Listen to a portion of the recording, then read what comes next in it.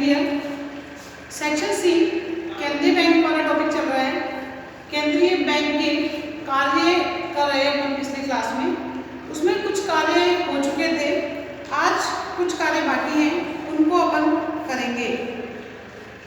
कार्यों के अंतर्गत नोट निर्गमन का एकाधिकार पढ़ा हमने। इसके बाद सरकारी बैंकर, एजेंट एवं सलाहकार के रूप में केंद्रीय बैंक कार्य करता है, उसके बारे में पढ़ा। विदेशी विनिमय कोषों के संरक्षण के बारे में हो चुका है अपना, और व्यापारिक बैंकों के नकद कोषों का संरक्षण भी केंद्रीय बैंक के द्वारा किया जाता है। कहने का मतलब व्यापारिक बैंक का जो भी पैसा आता है केंद्रीय बैंक के पास, उन पैसों को वो अपने पास रखता है, और जब व्यापारिक बैंकों को पैसों की आवश्यकता होती है तब उनको देता है। साथ में ये जो लेन देन होते हैं, एक बैंक का चेक दूसरे बैंक से पैसा निकालना, ये सारी चीज़ें जो होती है, तो केंद्रीय बैंक क्या करता है, जब बाद में ये सारा पैसा व्यापारिक बैंकों का पैसा केंद्रीय बैंक के पास जाता है, तो वो निपटारे के रूप में, समाशोधन के रूप में ये कार्य करता है। नेक्स्ट कार्य की बात करते हैं अपन, तो नेक्स्ट कार्य अपना है पुनर्कटौती का बैंक व अंतिम ऋणदाता। सबसे पहले केंद्रीय बैंक की हेडिंग डालेंगे, टॉपिक है अपना केंद्रीय बैंक के कार्य। केंद्रीय बैंक के कार्यों वाला टॉपिक कर रहे हैं हम। इसमें नेक्स्ट जो टॉपिक है वो है कटौती। कटौती का बैंक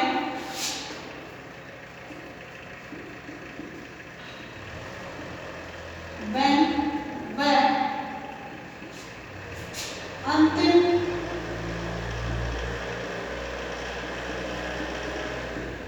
ऋणदाता।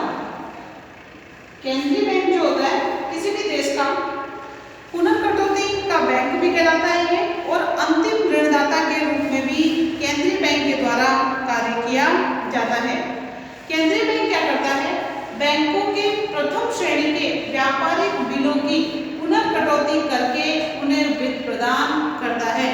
कहने का मतलब केंद्रीय बैंक जो होता है, जो भी प्रथम श्रेणी के जो बिल होते हैं, व्यापारिक बिल जो होते हैं, उनको वित्त प्रदान करता है, उसके बदले में कुछ कमीशन प्राप्त करता है। अपन इसको उदाहरण के द्वारा समझेंगे। मान लीजिए दो व्यक्ति हैं, ए और बी। ए और बी है। ए क्या है, ए आपका विक्रेता है,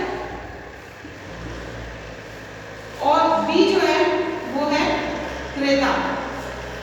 क्रेता और विक्रेता तो आपको पता ही, विक्रेता बेचने वाला, क्रेता खरीदार जिसको कहा जाता है। तो यहाँ पर दो व्यक्ति दिए हैं कि पुनर्कटौती कैसे प्रदान करता है, ये बिलों की पुनर्कटौती, इसके बारे में एग्जाम्पल के द्वारा आपको आराम से समझ में आ जाएगा। तो ए और व्यक्ति, बी और दो व्यक्ति हैं। मान लीजिए ए ने बी को माल बेचा। ए ने बी को क्या बेचा है, माल बेचा है। तो ए विक्रेता हो गया और बी क्रेता हो गया। बी ने एक बिल स्वीकार करके ए को दे दिया। जो बिल था, बी के पास बिल था, उस बिल को बी ने स्वीकार कर लिया। ए ने बिल दिया और बी ने उसको स्वीकार कर लिया। उस बिल को वापस किसको दे दिया, ए को दे दिया। यानी बिल ने एक बिल स्वीकार करके ए को दे दिया।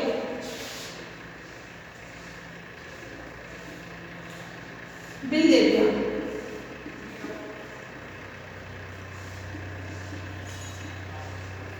और इसके भुगतान की डेट डाल दी 3 महीने बाद, 3 माह बाद। यानी ए बी को माल तो दे देगा, लेकिन अभी बी के पास पैसा नहीं है।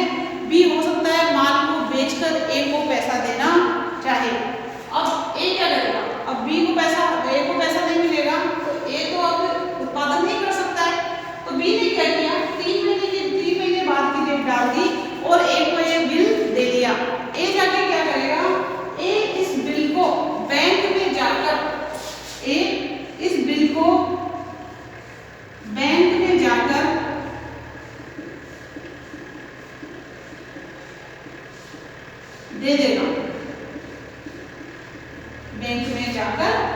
देगा, बैंक में जाकर ए जो है उसको बैंक में दे देगा, जिसका भुगतान 3 महीने बाद था।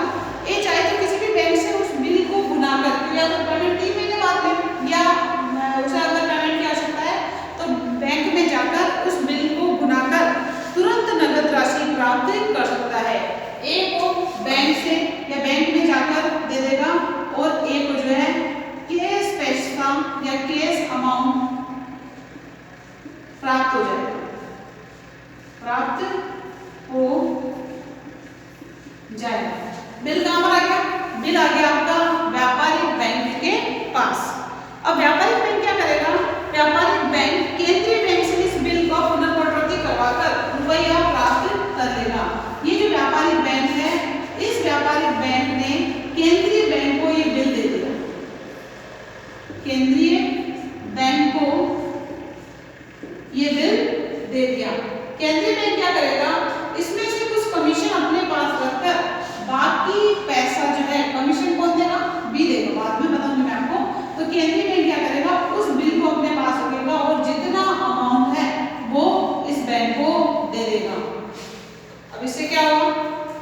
ए को पेमेंट प्राप्त हो गया व्यापारिक बैंक से, व्यापारिक बैंक ने वो बिल केंद्रीय बैंक में जमा करा दिया, केंद्रीय बैंक ने जो है व्यापारिक बैंक को पैसा दे दिया, लेकिन इस बिल का जो भी कमीशन होगा, जो भी ब्याज लगेगा, जो भी पैसा होगा वो इन बैंकों को प्राप्त होगा, इस बैंक को प्राप्त होगा और केंद्रीय बैंक को भी प्राप्त हो जाएगा।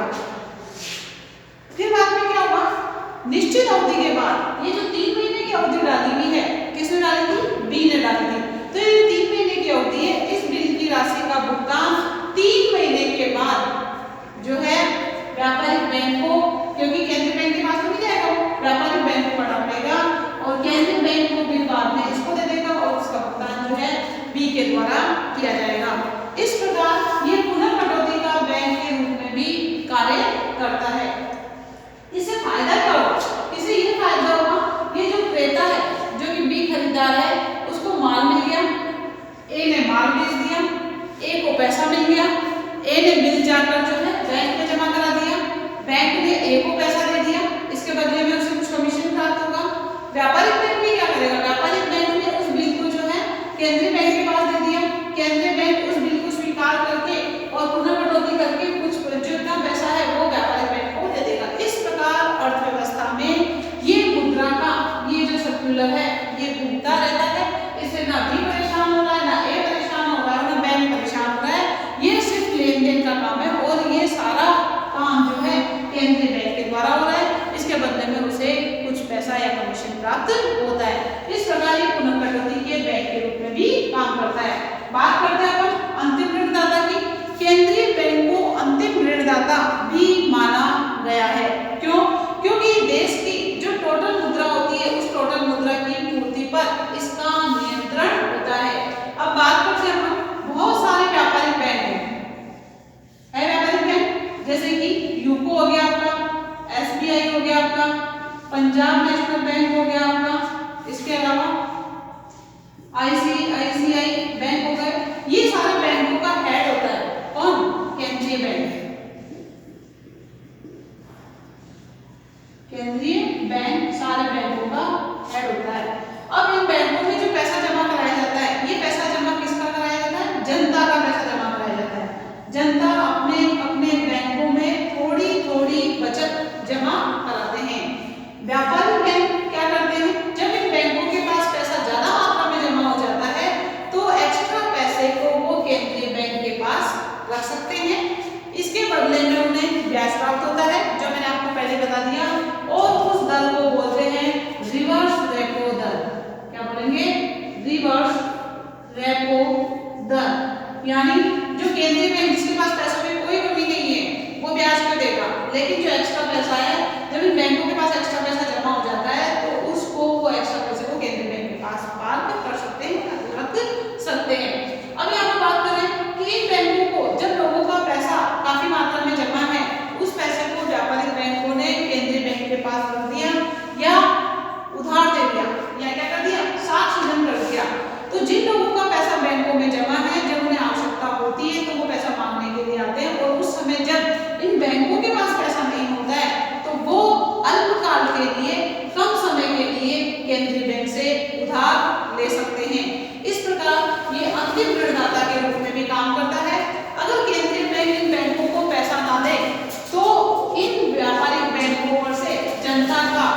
विश्वास जो है क्या हो जाएगा, खत्म हो जाएगा। क्योंकि कोई भी बैंक पैसा देने से मना नहीं कर सकता यदि व्यक्ति के अकाउंट में पैसा जमा है तो। अतः पुनर्प्रकृति के बैंक के रूप में मैंने आपको बता दिया इस रूप में काम करता है, अंतिम ऋणदाता के रूप में इस प्रकार काम करता है। अब केंद्रीय बैंक जो व्यापारिक बैंकों को अल्पकाल के लिए पैसा दे रहा है, इसके बदले में व्यापारिक बैंकों को केंद्रीय बैंक को ब्याज देना पड़ता है, उसको बोलते हैं रेपो दर। क्या बोलेंगे, रेपो दर। ये आपके छोटे छोटे क्वेश्चन आएंगे जब अपन बाद में चैप्टर पढ़ेंगे, इसके पीछे के नियंत्रण वाले 7 नियंत्रण के उपाय पढ़ेंगे, उसमें आपकी रेपो दर आएगी, रिवर्स रेपो दर आएगी, बैंक दर आएगी, मूल्य बाजार की क्रियाएं आएंगी, नगद कोषानुपात आएगा, तरल कोषानुपात या तरल वैधानिक अनुपात जिसको बोलते हैं, ये सारी चीजें आएगी। तो इस प्रकार अंतिम ऋणदाता के रूप में काम करता है। अगर केंद्रीय बैंक इन बैंकों को ऋण देने से मना कर दे तो बैंकों पर से लोगों का विश्वास उठ जाएगा। तो लोगों का विश्वास बनाए रखने के लिए जब भी इन बैंकों को पैसों की आवश्यकता होती है, केंद्रीय बैंक इन बैंकों को उधार देता है। जब भी इन बैंकों के पास एक्स्ट्रा पैसा जमा होता है तो ये व्यापारिक बैंक केंद्रीय बैंक के पास रखते हैं पैसा, उसके बदले में इन्हें ब्याज प्राप्त होता है। नेक्स्ट बात करते हैं अपन, इसको आप स्क्रीनशॉट ले लो इस पॉइंट का या नोट डाउन कर लो।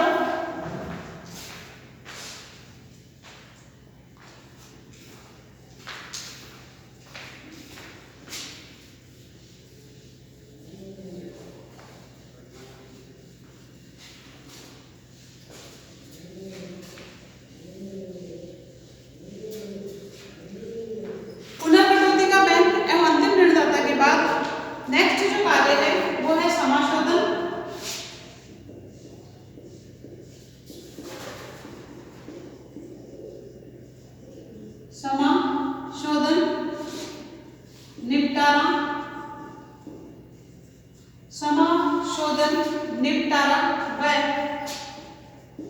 मुद्रा का हस्तांतरण, ये भी केंद्रीय बैंक के कार्यों के अंतर्गत आता है। केंद्रीय बैंक के पास विभिन्न बैंकों के खाते रहते हैं, क्योंकि केंद्रीय बैंक बैंकों का बैंक होता है, तो सारे बैंकों के खाते केंद्रीय बैंक के पास रहते हैं। इसलिए उनके पारस्परिक समाशोधन करने में केंद्रीय बैंक मदद करता है। जैसे आपने देखा होगा कि मैंने मान लो मेरा अकाउंट जो है यूको में है और मुझे किसी को पेमेंट करना है, जिसको पेमेंट करना है मुझे, उसका अकाउंट यूको में नहीं है, उसका अकाउंट किसी और में है, ठीक है। तो वो व्यक्ति क्या करेगा, जो मेरा यूको वाला चेक है, जो कि मैं उसे चेक दूंगी, उसको जाकर अपने खाते में लगाएगा। अब अपने खाते में लगाएगा तो यूको बैंक का पैसा उस व्यक्ति के अकाउंट में ट्रांसफर हो जाएगा, यानी कि उस व्यक्ति को पैसा मिल जाएगा। वो यूको बैंक में तो नहीं जाएगा, क्योंकि मैंने जो चेक दिया है वो आगे चेक दिया है, वो उसी बैंक में लगेगा जिसमें उसका अकाउंट है। केंद्रीय बैंक क्या करेगा, जब ये सारी गतिविधियां हो जाती है उसके बाद इन सबका पैसा इनके पैसे केंद्रीय बैंक के पास जमा होता है। तो केंद्रीय बैंक क्या करता है, जिस बैंक से पैसा निकला है, जिस अकाउंट से पैसा निकला है, उस अकाउंट में वापस पैसा या उस बैंक में पैसा डालता है, क्योंकि उस बैंक का पैसा उस अकाउंट से निकाल लिया है। कहने का मतलब ये सारी गतिविधियों के लिए केंद्रीय बैंक जो है मदद करता है। ये चेकों के आधार पर एक बैंक के खाते से राशि निकालकर दूसरे बैंक के खाते में जमा कर देता है। क्यों? क्योंकि दूसरा व्यक्ति का जो अकाउंट है वो दूसरे बैंक में है, जो पहले व्यक्ति ने जो अकाउंट दिया है उसका दूसरे बैंक में अकाउंट है। इस प्रकार जो चेक लगाए जाते हैं उस चेक के आधार पर ये सारे भुगतान जो है किए जाते हैं, या जिस बैंक से पैसा निकाला गया उसमें डाला जाता है, जिस बैंक से पैसा डाला गया उससे निकाला जाता है। ये एक स्थान से दूसरे स्थान से मुद्रा को भेजने की सहूलियत भी देता है। जैसे अपन बात करते हैं, कई बार आप घूमने जा रहे हो या आपने किसी से माल खरीदा है, उसको आप कैश पैसा ना देकर चेक के आधार पर पेमेंट करना चाहते हो या वहां जाकर पैसा निकालना चाहते हो, तो जिस अकाउंट से या जिस बैंक से आप पैसा निकालोगे तो केंद्रीय बैंक ये सारी क्रियाएं, ये सारी गतिविधियां जो है चेकों के आधार पर एक अकाउंट से दूसरे अकाउंट में कर देता है। इस प्रकार केंद्रीय बैंक समाशोधन, निपटारा व मुद्रा के हस्तांतरण के कार्य में भी महत्वपूर्ण भूमिका निभाता है। नेक्स्ट बात करते हैं अपन साख नियंत्रण की।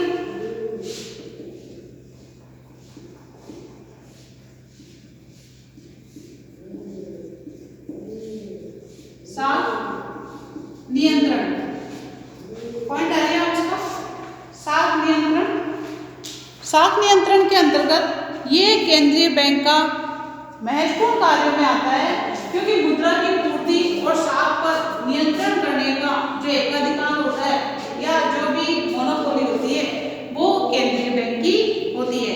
ये केंद्रीय बैंक क्या करता है, मुद्रास्फीति के समय जब अर्थव्यवस्था में मुद्रास्फीति, मैंने आपको पहले बताया मुद्रास्फीति का मतलब होता है कीमतों का लगातार बढ़ना। मुद्रास्फीति की स्थिति जब होती है, और मुद्रास्फीति को अपनी भाषा में क्या बोलते हैं, महंगाई बोलते हैं। और मुद्रास्फीति की परिभाषा आप क्या लिखोगे, कीमतों का लगातार बढ़ना। कीमतों का लगातार बढ़ना महंगाई कहलाती है, मुद्रास्फीति कहलाती है। अब यहाँ पर अगर देश में मुद्रास्फीति की स्थिति है, देश में महंगाई की स्थिति है, यानी कीमतें लगातार बढ़ रही है। कीमतें लगातार क्यों बढ़ रही है, क्योंकि लोगों के पास पैसा ज्यादा है। उस समय केंद्रीय बैंक क्या करेगा, उस समय केंद्रीय बैंक मुद्रा की पूर्ति को नियंत्रण करने के लिए साख की मात्रा को कम करेगा, यानी बैंकों का पैसा जनता के पास ज्यादा न जाकर रिजर्व बैंक के पास या केंद्रीय बैंक के पास ज्यादा जाए। इसके लिए केंद्रीय बैंक CRR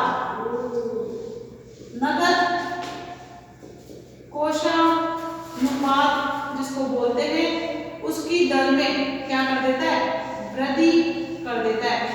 नगद कोषानुपात में वृद्धि कर देता है, कहने का मतलब व्यापारिक बैंकों के पास जितना भी पैसा जमा होता है, चाहे वो मांग जमा के रूप में हो, चाहे वो अवधि जमा के रूप में हो, जितना भी पैसा जमा होता है उसका कुछ प्रतिशत केंद्रीय बैंक के पास CRR के रूप में इनको रखना पड़ता है। कुछ पैसा व्यापारिक बैंक अपने पास रखते हैं, और जो वो अपने पास रखते हैं वो रखेंगे SLR के रूप में, वैधानिक तरलता अनुपात। ये क्या कहलाएगा, वैधानिक तरलता अनुपात, इसको बोलते हैं CRR नगद कोषानुपात, वैधानिक तरलता अनुपात, SLR बोलते हैं। बैंक, व्यापारिक बैंक जो होते हैं, जितनी भी इनकी जमा होती है उस जमा का कुछ प्रतिशत जो है CRR केंद्रीय बैंक के पास रखते हैं, और कुछ पैसा अपने पास रखते हैं जो कि वैधानिक तरलता अनुपात कहलाता है। जब भी कोई व्यक्ति बैंक में पैसा लेने के लिए आता है, अपनी जमा का पैसा मांगने के लिए आता है, तो बैंक इस SLR में से पैसा निकाल कर उसको दे देते हैं। बाकी पैसे को वो क्या करते हैं, साख सृजन कर देते हैं, यानी उधार दे देते हैं, उसको निवेश कर देते हैं ताकि उन्हें ब्याज प्राप्त होता रहे। अब यहाँ पर कह रहे हैं कि अगर देश में मुद्रास्फीति की स्थिति है, देश में महंगाई की स्थिति है, कीमतें लगातार बढ़ती चली जा रही है, तो अर्थव्यवस्था में स्थिरता लाने का कार्य केंद्रीय बैंक का भी होता है, सरकार का तो होता ही है, केंद्रीय बैंक का भी होता है। और केंद्रीय बैंक इन उपायों को जब अपनाता है तो वो सारे उपाय मौद्रिक उपायों के अंतर्गत आते हैं। तो केंद्रीय बैंक के द्वारा जो भी उपाय अपनाए जाते हैं वो किसके अंतर्गत आते हैं, मौद्रिक उपायों के अंतर्गत आते हैं, जिसमें आप CRR पढ़ोगे, SLR पढ़ोगे, बैंक दर पढ़ोगे, खुले बाजार की क्रियाएं पढ़ेंगे, खुले बाजार की क्रियाएं ये पढ़ा जाएगा। चयनात्मक साख नियंत्रण पढ़ा जाएगा, चयनात्मक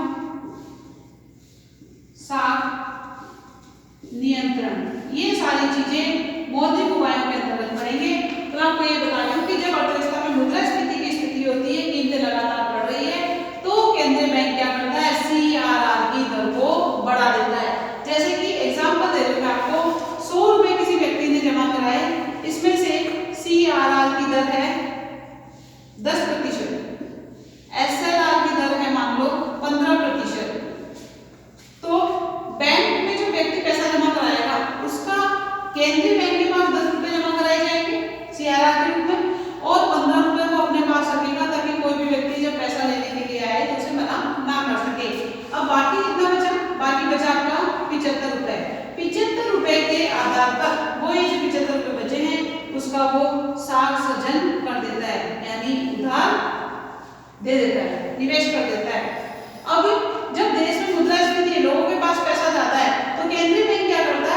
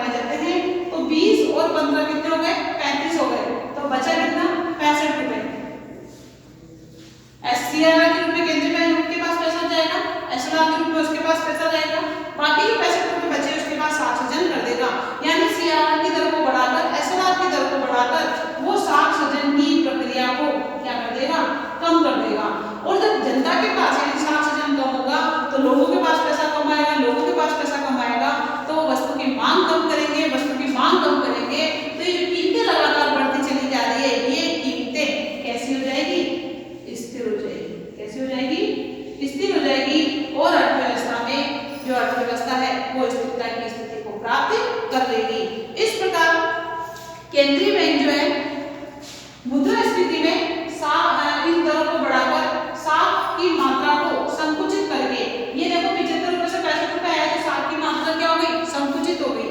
इसके विपरीत अगर अर्थव्यवस्था में मंदी की स्थिति है, मंदी की स्थिति कीमतों का लगातार गिरना मंदी की स्थिति कहलाती है, उस समय सीआरआर की दर में क्या की जाएगी, सीआरआर की दर में मंदी की स्थिति में कमी की जाएगी,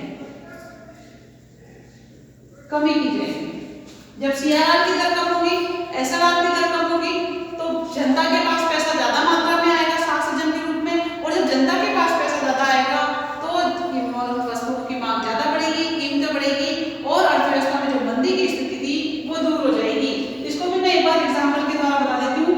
मान लो 100 रुपए किसी व्यक्ति ने जमा कराए, 100 रुपए किसी व्यक्ति ने जमा कराए, सीआरआर की दर 10% थी, एसएलआर की दर 15% थी। इनमें से अपने पास पैसा रखकर बाकी जो बचा है 75 रुपए, केंद्रीय बैंक व्यापारिक बैंक ने क्या कर दिया, साख सृजन कर दिया। क्या किया, साख सृजन, और साख को अपनी भाषा में क्या बोलते हैं, उधार देना। अर्थव्यवस्था में मंदी की स्थिति, कीमतें लगातार गिर रही है, तो सीआर बैंक, केंद्रीय बैंक क्या करेगा, इस 10% की दर को कितना कर दिया, इसने 5% कर दिया, और ये जो एसएलआर की दर थी वो 15% की जगह 10% कर दिया। इस प्रकार साख सृजन कितना होगा, 100 में से 15 रुपए ने अपने पास रख लिए तो 85 रुपए के आधार पर साख सृजन किया जाएगा। यानी साख में क्या हुई है, वृद्धि हुई है, लोगों के पास उधार बैंकों के मार्फत ज्यादा आने लगा है, और जब लोग ज्यादा मात्रा में साख सृजन करते हैं, ज्यादा मात्रा में उधार लेते हैं, तो वो निवेश ज्यादा करते हैं, निवेश ज्यादा करते हैं तो लोगों को रोजगार मिलता है, लोगों को रोजगार मिलता है तो आय बढ़ती है, आय बढ़ेगी तो वस्तु की मांग बढ़ेगी, और वस्तु की मांग बढ़ेगी तो कीमत ऑटोमेटिकली बढ़ जाएगी। इस प्रकार मंदी की स्थिति में सीआरआर की दर में कमी करके, एसएलआर की दर में कमी करके वो अर्थव्यवस्था में स्थिरता लाने का प्रयास करती है। इस प्रकार साख नियंत्रण के में केंद्रीय बैंक का महत्वपूर्ण योगदान माना जाता है। सरकार के अलावा केंद्रीय बैंक ये दोनों मिलकर साख सृजन की, साख नियंत्रण की प्रक्रिया में महत्वपूर्ण भूमिका अदा करते हैं। नेक्स्ट है आपका विविध कार्य या अन्य कार्य।